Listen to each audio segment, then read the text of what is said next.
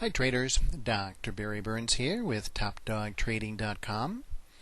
Okay, today we're going to give you an overview of the big picture of the market.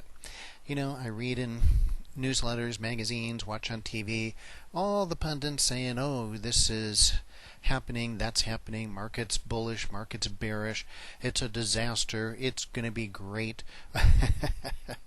You know, so how do you sort through that, and how do you sort through it for yourself? One approach to that is technical analysis, and that's the approach that I favor. I'm going to show you the things that I use here.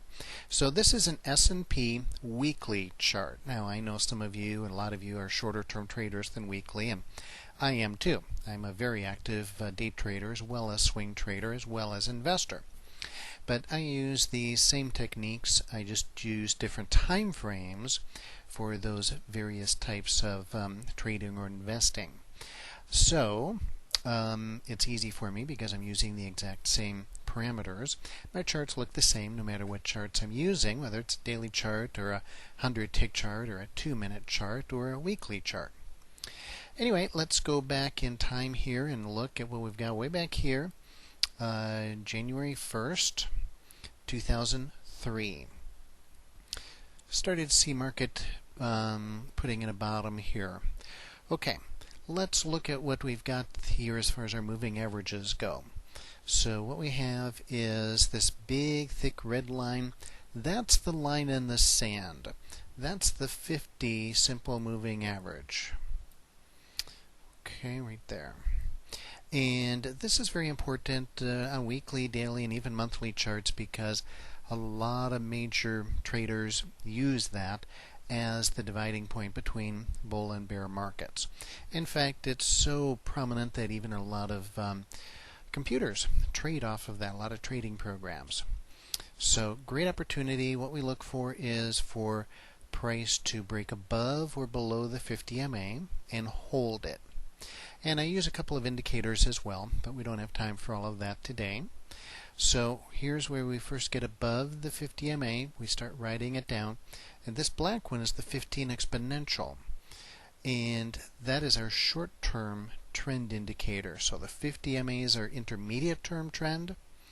15 EMA is our short-term trend. Once we get above that 50 MA, we start thinking bullish market. And we don't catch, exactly tops or bottoms, although we do have ways of trading reversal trades as well, which would have actually worked out quite well here in 2003. But again, we're just going to go the real conservative way, breaking above the 50. Now the 50 is still angling down.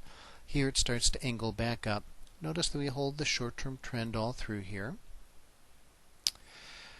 Okay, so remember, this is back 2003. That's the whole year 2003. Here's 2004. Notice how we continue to hold the 50 MA. Now, we don't use the 15. Sometimes people say, well, why don't you use a shorter term trend indicator? It's because you can do that if you want to be a very active trader. The problem is the risk-reward scenario is not very good, your risk-reward ratios. So you get more trades, but we want to be holding on. This is again a weekly chart, so we're looking for investors here where you can buy and hold for long periods of time, literally years.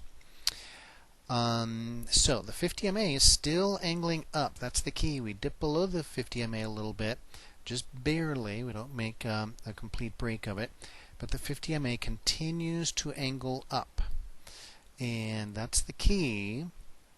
Is the trend, intermediate trend, is still up in their form. We can still hold on to this market. Okay, now we move into 2005 down here. Again, we've held through 2003, 2004, 2005. Market still continuing to stay above the 50 MA. 50 MA is angling up. Comes back again, tests it, but the 50 MA is still going up in 2006. And 2007. And then, just at the end of last year, we had, boom, the severe breakdown. And again, this is a long-term trend approach. So you're not catching tops and bottoms exactly, but you're catching the big bulk of the move, and you're literally holding on for years and years and years. Now, for those of you who are shorter term traders, including myself, we can use these same principles on shorter term time frames, and they will help you catch some really nice trends. And they might last, for minutes or hours, but still catch some good stuff. So anyway, now that we've broken down below here, we've got our cross, and again, we do use indicators to actually give us a little faster timing. This is the 200 MA down here, this orange line. And that's our other major moving average. It's the 50 and the 200 that are our two primary moving averages. Again, a lot of big volume traders use those, even computer programs use them. So, we want them on our charts as well. But you'll notice how it provides resistance or support down here. And this is where we are right now. So the trend is down. So when we look at, what's our general trading direction, up or down? Well, it's been up for 2003, 2004, 2005, 2006, 2007. Coming into 2008, we've switched direction, and now our general direction is down.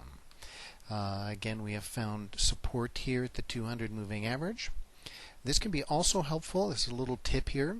Look at especially your daily charts. Again, this one's a weekly, but look at your daily and your weekly charts and look for major support resistance levels like this, because when you come into them, you can get narrow range trading days and even weeks. See, so far this whole week has just been a little doji or spinning top. So you would expect when you come into these support resistance levels, it's a blockage of energy. And that's where we are right now in this snapshot of time right here at the end of June, plowing into this 200 MA. We've had a hard time breaking down off of it. Notice too, the last two times we came in here, big wide range, kind of a spinning top pattern. And even here, this bar also narrow range open and close to that week. So whole week, really not much happened. Same here. Whole week, not much happened. And we're running into that same scenario right now. So this can help you plan for your day trading as far as what kind of ranges you would expect, what kind of direction you would expect. And that can be very helpful.